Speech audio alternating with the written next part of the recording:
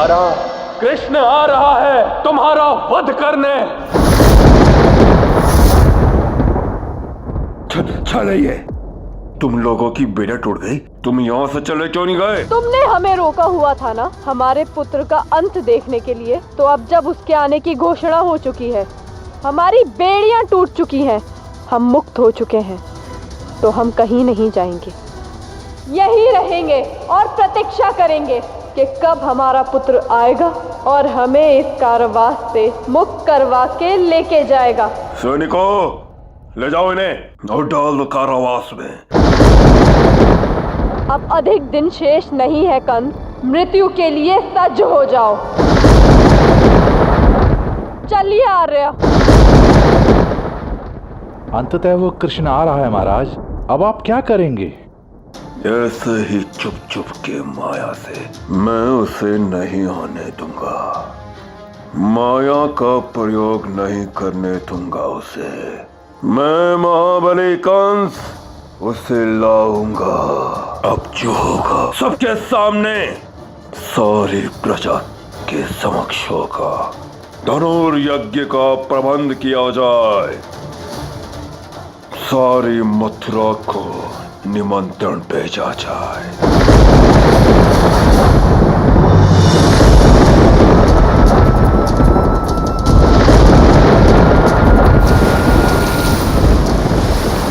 कान्हा, यमुना में ये उफान, ये दामिनी, वो वही सारी घटनाएं हैं जो तुम्हारे जन्म के समय घटित हुई थी। मैंने आपसे कहा न था,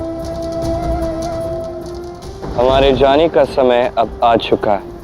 ये वातावरण जो आप देख रहे हैं, ये कंस को सूचित करने के लिए मेरे द्वारा बनाया गया है। अब जहां से सब आरंभ हुआ, जैसे सब आरंभ हुआ, अब अंत का आरंभ भी वैसा ही होगा। और राधा का क्या कहना? तुमने स्वयं ही तो कहा था कि जब तक राधा स्वयं नहीं कहेगी तब। राधा ने स्वयं मुझे यहाँ से जाने के लिए कह दिया है था। ये संभव ही नहीं है कान्हा। मुझे क्या आता है, मुझे पूछो। मैं जानता हूँ राधा को। राधा ऐसा कह ही नहीं सकती। राधा स्वयं तुम्हें जो राधा ने ऐसा किया क्योंकि वो संपूर्ण सत्य क्या है वो नहीं जानती। वो नहीं जानती कि वो स्वयं मुझे बरसाना से सदा सदा के लिए दूर भेज रही है। वो नहीं जानती कि एक बार मैं यहाँ से चला गया फिर दोबारा कभी लौट कर नहीं आऊंगा।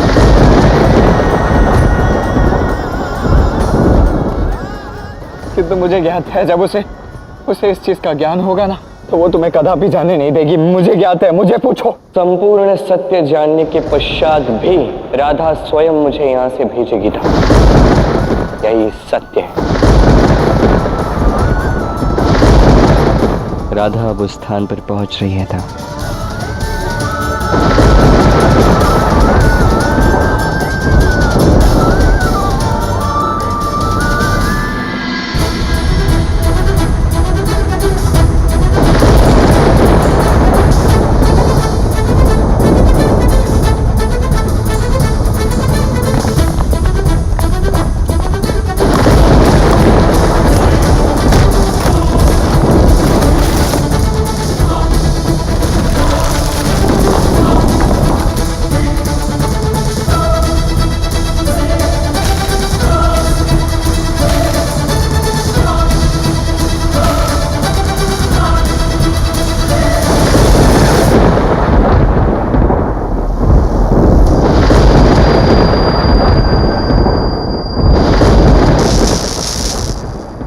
यदि एक पग भी आगे बढ़ा तो भस्म हो जाओगे।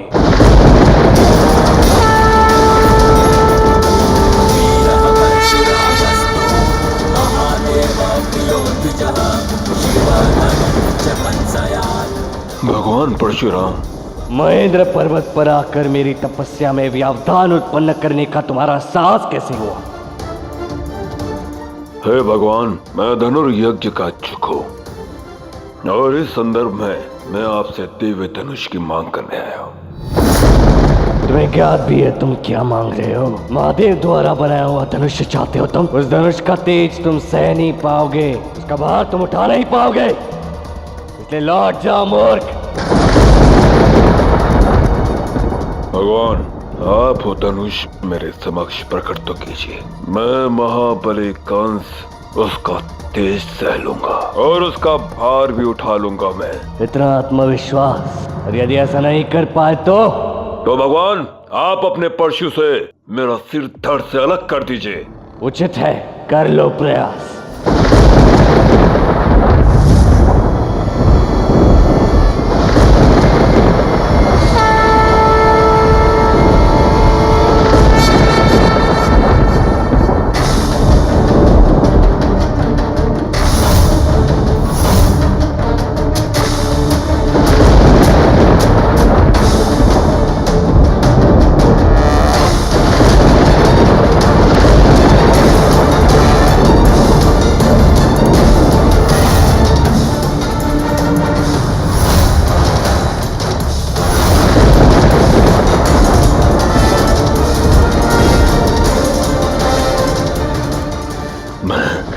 मैं उस कृष्ण को अपना काल कदापि नहीं बनने दूंगा, कदापि नहीं।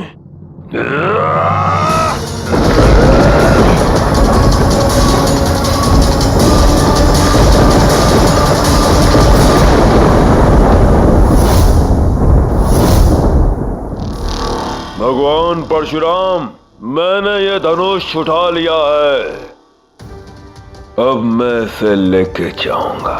एवमस्तु।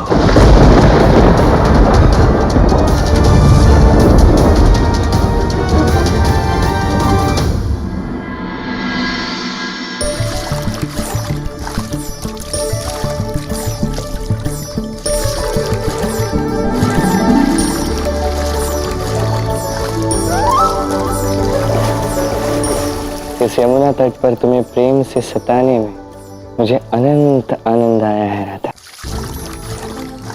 अब इस यमुना तट पर हमारे प्रेम की एक स्मृति बनाने का समय आ गया है। चुटकी, ए बेटा चुटकी। प्रतीत होता है माँ मुझे बुला रही हैं।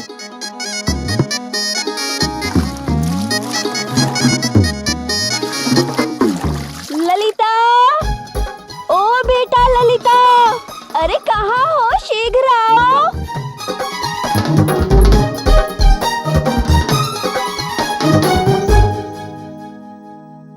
ये कैसे संभव है? सबकी माताओं ने सबको एक साथ बुला लिया।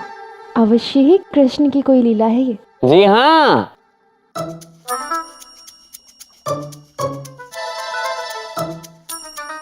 ये मेरी ही लीला थी। अब प्रातः काल से ही तुम्हारी लीला आरंभ हो गई। क्या हो रहा है ये सब? हाँ, वो मुझे तुम्हें सताना था। अब तुम्हें सताना है तो तुम्हारी सहेलियों का क्या काम, मैंने भेज दिया। अच्छा, कैसे सताओगे मुझे? कैसे? सोचने दो। ऐसे।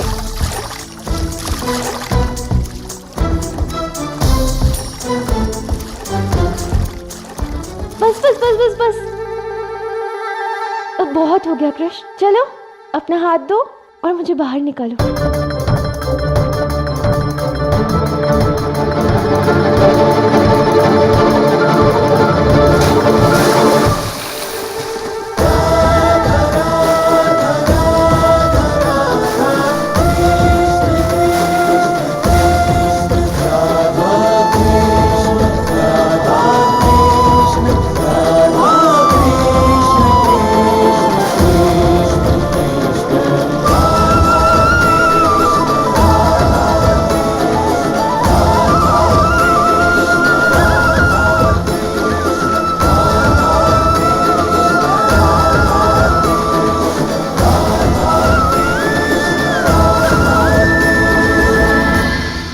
धन्यवाद कृष्ण, तुम्हारे संग ये जल क्रीड़ा का अनुभव मुझे अनंत तक स्मरण रहेगा।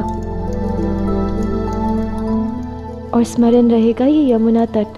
केवल तुम्हें ही नहीं राधा, ये समस्त संसार अनंत तक इस क्षण को स्मरण रखेगा। और ये घाट जहाँ राधा और कृष्ण ने परिशुद्ध प्रेम से जल क्रीड़ा की, वो घाट युगल घाट के नाम से जाना जाएगा।